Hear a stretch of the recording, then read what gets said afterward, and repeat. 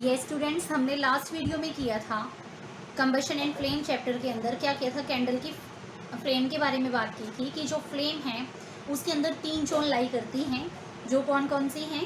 First जो सबसे अंदर वाली है inner, second middle and last one is outer. Okay, इनके बारे में हमने स्टडी की थी कि कौन सी जोन को क्या बोला जाता है, सबसे हॉट जोन कौन सी है, सबसे लोअर जोन कौन सी है, lower hot zone, list hot zone, और मिडल में कौन सी है। ओके, इस बारे में बात की थी। तो इसके बारे में थोड़े क्वेश्चंस हैं हमारे पास, ये पूछ सकते हैं कि हॉटेस्ट जोन कौन सी जोन को बोला जाता है। तो जो हमारे पास कैंडल थी उसको हमने कैसे, कैंडल की जोन थी उसको हमने ऐसे डिफाइन किया था। जो ये वाली है हमारे पास आउटर जोन थी, ये जो थी मिडल, एंड ये जो थी हमारे पास क्या थी, इनर। सबके पीछे जोन आ जाएगा। ओके, अब था अगर कोई पूछे सबसे होटेस्ट मतलब सबसे ज़्यादा गर्म जोन कौन सी है, तो वो कौन सी है, आउटर जोन। Okay, hottest. और सबसे लेस्ट हॉट जोन है हमारे पास ये वाली, लेस हॉट। कंप्लीट कंबशन कहाँ होता है वैक्स वेपर्स का, तो वो कहाँ हो रहा है हमारे पास, आउटर जोन में।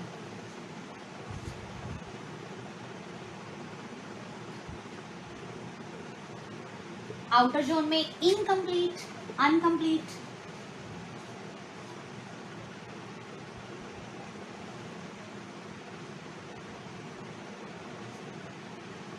अनकम्प्लीट कंबशन कहाँ हो रहा है हमारे पास, इनर जोन में।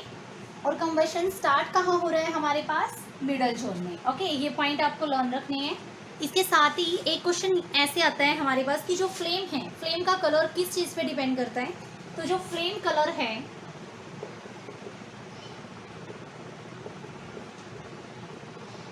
It's depend on nature of combustible substance, कि जो सब्सटेंस जल रहा है उसके नेचर पे डिपेंड करेगा कि जो फ्लेम है उसका कलर क्या रहेगा, रेड, ग्रीन, येलो, पिंक, जो भी होता है। आपको देखते हो आप अपने चारों ओर कितनी सारी चीज़ें हैं जिन्हें हम बर्न करते हैं, वो डिफरेंट कलर की फ्लेम प्रोड्यूस करती हैं। ओके, वो सब किस पे डिपेंड करेगा, सब्सटेंस के नेचर पे कि सब्सटेंस कैसा है। ओके, नेक्स्ट जो हमारे पास बात आती है वो है फ्यूल, कि फ्यूल क्या होती है। फ्यूल आप लोगों ने लास्ट लेक्चर में मुझे बताया था जैसे कि फ्यूल क्या रहते हैं, मैंने भी आपको बताया था कुछ कि फ्यूल हमारे पास वो चीज़ है which produces heat and light, या फिर हीट एंड एनर्जी, जो हमें हीट और एनर्जी प्रोवाइड करते हैं उन्हें क्या बोलते हैं, हम फ्यूल बोलते हैं। ओके, तो जो फ्यूल हैं हमारे पास उनको 3 कैटेगरी में डिवाइड किया गया है। First one is liquid, second one is gas, third one is solid. Okay, now liquid, solid and gas, इनसे क्या समझते हो, by state you know very well. Liquid is जहाँ पे पार्टिकल कैसे होते हैं, लिक्विड फॉर्म में एग्जिस्ट करते हैं। और फ्यूल लिक्विड फॉर्म में कौन सा होगा, the fuel which exist in liquid form at room temperature, कि रूम टेम्परेचर पे जो लिक्विड फॉर्म में है उसे हम क्या बोलेंगे, ये कौन सा फ्यूल है हमारे पास, लिक्विड फ्यूल। जो फ्यूल हमारे पास रूम टेम्परेचर पे गैसियस स्टेट में एग्जिस्ट करता है उसे बोलेंगे गैसियस फ्यूल। जो फ्यूल हमारे पास सॉलिड फॉर्म में एग्जिस्ट करता है रूम टेम्परेचर पे उसे बोलेंगे हम सॉलिड फ्यूल। ओके, अब इनके एग्जांपल देख लेते हैं। जो लिक्विड फ्यूल है यानी कि लिक्विड जैसे दिखने वाले, पेट्रोल है, डीजल है, केरोसिन ऑयल है, ये सारे किस में आते हैं, लिक्विड में आते हैं। गैसियस फ्यूल में CNG, natural gas, LPG gas हैं जो हम घरों में भी यूज़ करते हैं। ओके, और मीथेन गैस होती है CH4 वो। तो ऐसी बायोमास, जो बायोगैस बोलते हैं हम, जो खुद बनाई जाती है, खुद बायोगैस प्लांट्स लगा के बनाई जाती है, मतलब उसका एक सिस्टम बना लेते हैं, बायोगैस बनती है। तो वो सारी चीज़ें किस में आती हैं, गैसियस फ्यूल में आती हैं। नेक्स्ट वन है सॉलिड फ्यूल। सॉलिड फ्यूल कौन से होते हैं, जो रूम टेम्परेचर पे, सॉलिड मीन्स जैसे वुड है हमारे पास, ये तो नहीं है रखी है आपने वो पिघल गई, ऐसा तो नहीं होता ना, वो सॉलिड ही रहती है। ऐसे ही हमारे पास कोयला हो गया, जो कोल बोलते हैं, वो चीज़ होगी। काउ डग केक हो गए, जिन्हें हम पाथियाँ बोलते हैं, हिंदी में पाथियाँ होती हैं जो गोबर से बन रही होती हैं, गोबर के उपले। ओके, वो चीज़ होगी। तो वो क्या है, सॉलिड हैं, फ्यूल जो हैं सॉलिड फॉर्म में एग्जिस्ट करते हैं।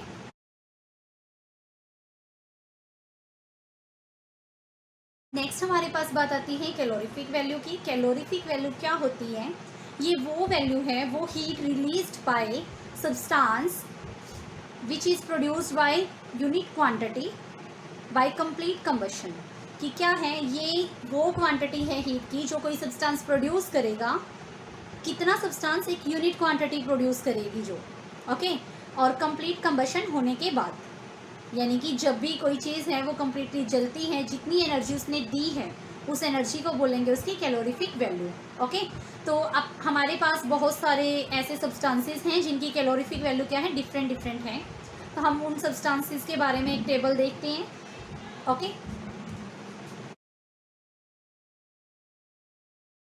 यस, अभी आपने जो टेबल देखा उसके अंदर आपको बहुत सारे सब्सटेंसेस की कैलोरीफिक वैल्यू गिवन है, जिसमें जो हाइड्रोजन है उसकी कैलोरीफिक वैल्यू सबसे ज़्यादा है। कैलोरीफिक वैल्यू ज़्यादा होने का मतलब क्या है, यानी कि वो हमें ज़्यादा एनर्जी दे सकता है अगर हम उसे एज ए फ्यूल यूज़ करें। अब बात आती है जो हाइड्रोजन है, अगर हम उसको गैसियस फॉर्म में लें तो उसे हैंडल करना बहुत मुश्किल हो जाएगा। इस वजह से हाइड्रोजन को लिक्विड फॉर्म में कन्वर्ट करके स्पेस क्राफ्ट में यूज़ किया जाता है, यानी कि प्लेन्स वगैरह जाते हैं ना, जहाज़ों वगैरह में, उनका उनके अंदर एज अ फ्यूल यूज़ किया जाता है, ओके। ये थी बात हमारे पास हाइड्रोजन की। अब बात आती है कि जो फ्यूल्स हैं उनके अंदर से आइडियल फ्यूल हम किन्हें बोलेंगे और आइडियल नहीं है जो वो कौन से फ्यूल हैं, इसके बारे में बात करेंगे। आइडियल वर्ड से ही आप लोग समझते हो, आइडियल क्या होता है कि अच्छा, ठीक है। कोई भी चीज़ अच्छी होती है हम कहते हैं ना मेरा आइडियल है, आदर्श है, कि मैंने उससे सीखा है।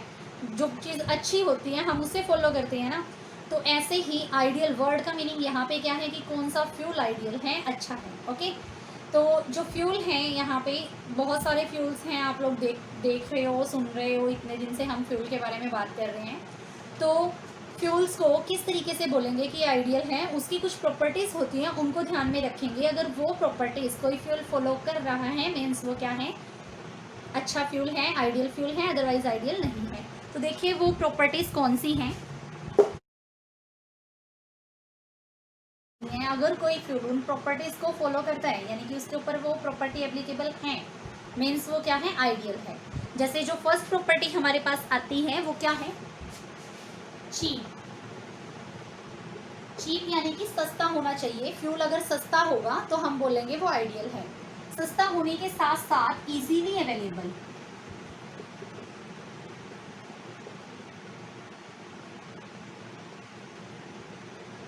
यानी कि आसानी से मिल जाने वाला होना चाहिए। फिर हमारे पास आता है हाई कैलोरीफिक वैल्यू, मैं इसको शॉर्ट में लिख रही हूँ, हाई कैलोरीफिक वैल्यू, यानी कि उसका ऊष्मीय मान ज़्यादा होना चाहिए, वो हमें ज़्यादा एनर्जी दे, ओके। थर्ड वन है हमारे पास ट्रांसपोर्ट इजी हो, उसका easy to transport.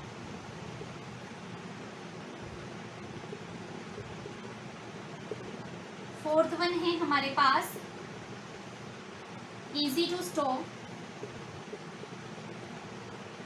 Fifth one है हमारे पास लो आईजी टेम्परेचर, अभी एक्सप्लेन करती हूँ मैं इनको। सिक्स वन है हमारे पास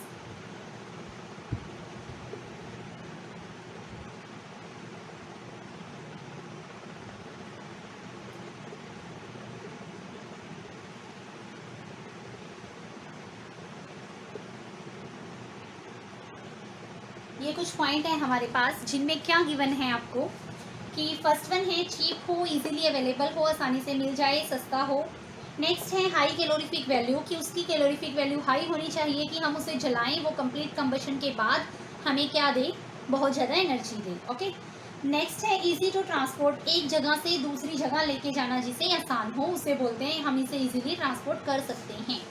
नेक्स्ट है इजी टू स्टोर, इसको स्टोर करके रखना इजी होना चाहिए। ये नहीं है कि हम इसको एक जगह से दूसरी जगह ले जा रहे हैं और जाके स्टोर कर रहे हैं तो वो स्टोर ना हो पाए। जैसे अब एलपीजी है हमारे पास, ऐसा तो नहीं है कि हम उसे बर्तन में लेके आ रहे हैं वो आते आते ही ख़त्म हो जाए, उड़ जाए। उसके लिए क्या है, स्पेसिफिक सिलेंडर्स हैं, कंटेनर हैं, इजीली उसको हम एक प्लेस से दूसरे प्लेस तक लेके जा सकते हैं, ओके।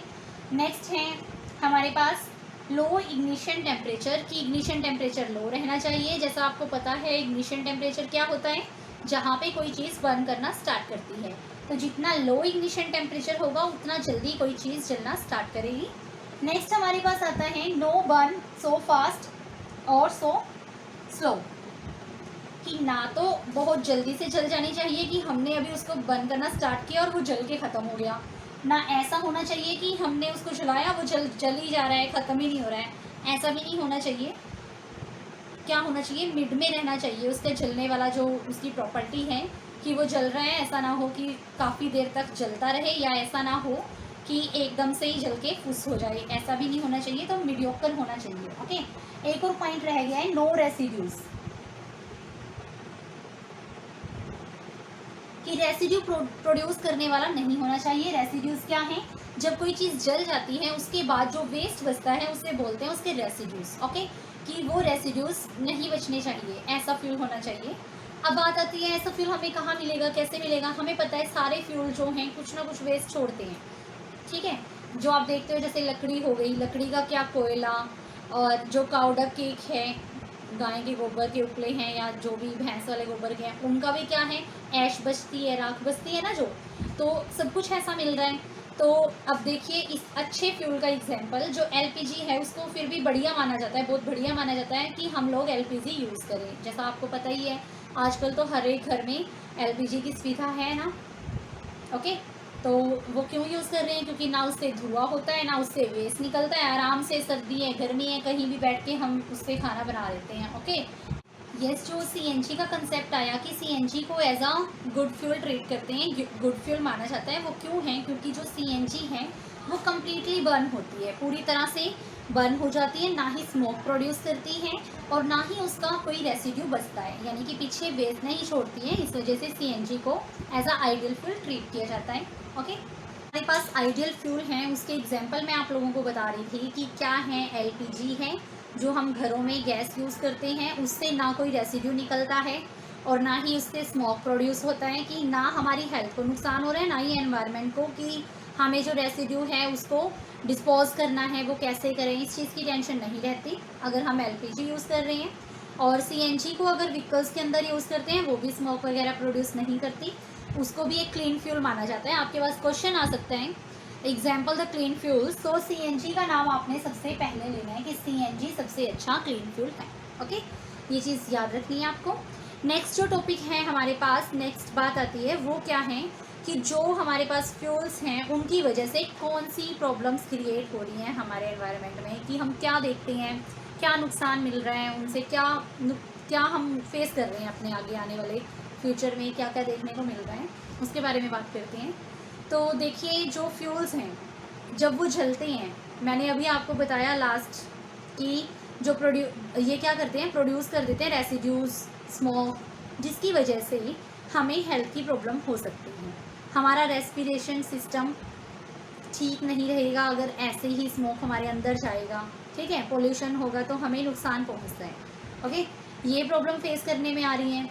और अनबर्नड जो हमारे पास पूरी तरह से ना जले, अगर कार्बन पूरी तरह से ना जले, जैसे जो कोयला है अगर वो पूरी तरह से नहीं जलता तो वो क्या करता है, कार्बन मोनोऑक्साइड प्रोड्यूस कर देता है। जो कार्बन मोनोऑक्साइड है वो क्या कर देती है, सांस घोटने वाली, बिल्कुल सांस घोट देती है आदमी का।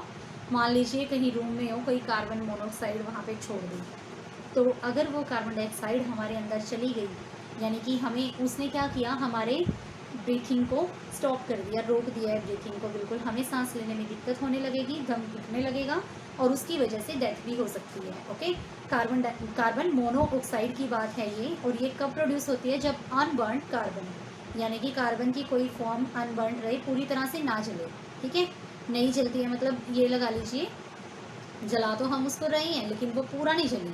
ओके, पूरी तरह से नहीं जल पाता, तब ये गैस प्रोड्यूस होती है और बहुत ही डेंजरस है।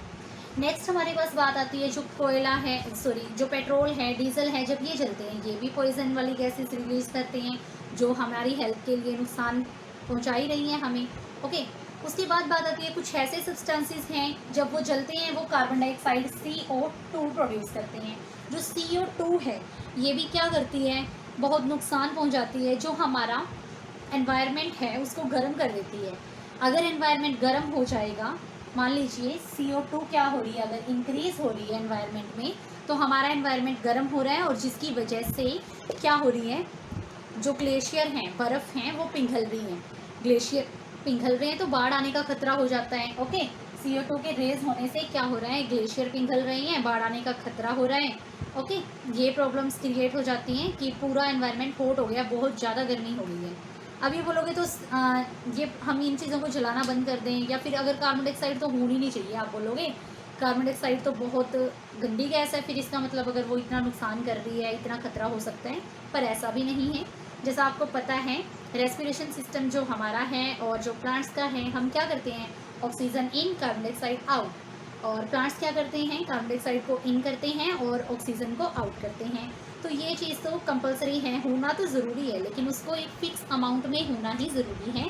जैसे कि 0.03% हम बोलते हैं कार्बन डाइऑक्साइड का जो एनवायरनमेंट में होना ज़रूरी है। ओके, अगर इससे ज़्यादा होती है फिर ये नुकसान करती है। जैसे ये जो अनबर्न अच्छे से नहीं जलते हैं जो हमारे पास फ्यूल्स हैं, या फिर जो पेट्रोल डीजल वगैरह हमने किया कि ये बहुत ज़्यादा स्मोक प्रोड्यूस करते हैं, तो पॉइजन वाली गैसेस छोड़ देते हैं। ओके, तो जो ये प्रॉब्लम होती है, जो हीटिंग ऑफ एनवायरनमेंट हो रहा है, इससे बोलते हैं ग्लोबल वार्मिंग। क्या बोलते हैं, ग्लोबल वार्मिंग। ओके, जैसे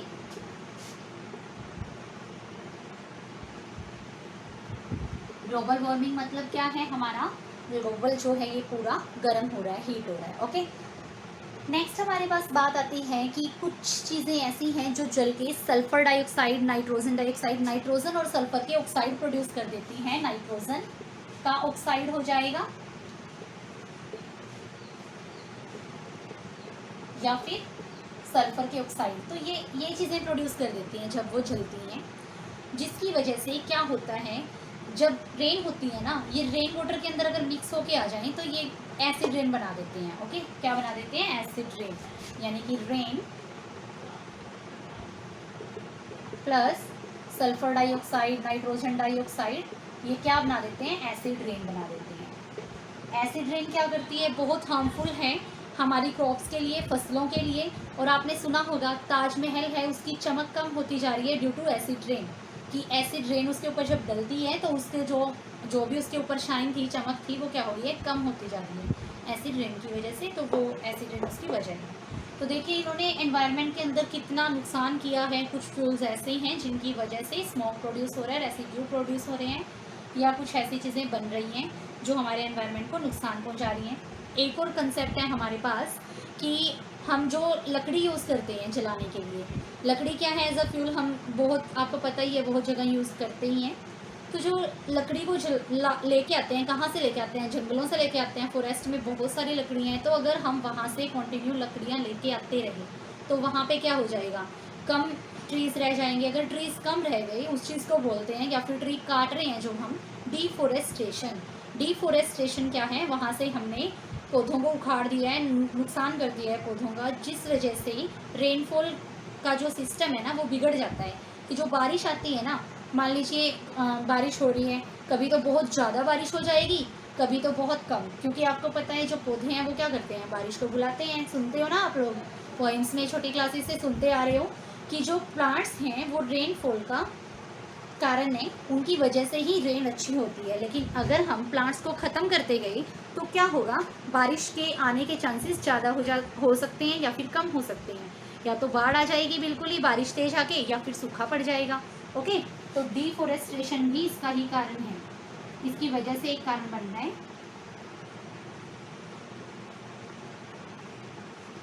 यानी कि पौधों का हम नुकसान कर रहे हैं उनसे फ्यूल लेने के लिए। ओके, तो ये कुछ कंसेप्ट्स थे जिनके अंदर हमें क्या पता चला है कि जो फ्यूल्स हैं उनकी वजह से हमारे इन्वायरमेंट पे क्या क्या असर पड़ रहा है, क्या हमारी हेल्थ पे असर पड़ रहा है। ओके, अच्छे से याद रखोगे। एक कंसेप्ट हमने क्या किया है, ग्लोबल वार्मिंग, जो कार्बन डाइऑक्साइड की वजह से होता है। कार्बन मोनोऑक्साइड को CO से डिनोट करते हैं। इसकी वजह से क्या है, सफोकेशन हो जाती है, सफोकेट होना स्टार्ट हो जाता है, और ह्यूमन की डेथ भी हो सकती है अगर एक जगह पे वो इस गैस के साथ रहे। ओके, और उसके बाद हमने एसिड रेन किया। एसिड रेन से क्या है, फसलें ख़राब हो रही हैं, रेनफॉल में दिक्कत आ रही है, और क्या हो रहा है, किसी भी बिल्डिंग्स वगैरह की, जैसे मैंने आपको ताजमहल का एग्जांपल दिया, उनकी शाइन ख़त्म हो रही है। ओके, और डिफोरेस्टेशन हो रहा है, अगर हम फ्यूल ज़्यादा अमाउंट में यूज़ कर रहे हैं ऐसे फ्यूल, तो हमें ट्रीज़ काटने पड़ रहे हैं, और जिसकी वजह से डिफोरेस्टेशन हो रहा है, और उसकी वजह से रेनफॉल की दिक्कत आ रही है कि या तो रेन बहुत ज़्यादा आ जाती है या कम आ जाती है, जिसकी वजह से हमें नुकसान का सामना करना पड़ता है। ओके, तो इनकी बजाय हमें आइडियल फ्यूल को प्रेफर करना चाहिए कि हम ज़्यादा से ज़्यादा आइडियल फ्यूल्स का यूज़ करें। ओके, जो हमारी हेल्थ को भी नुकसान ना पहुंचाएं, हमारे एनवायरनमेंट से भी फ्रेंडली रहें। ओके।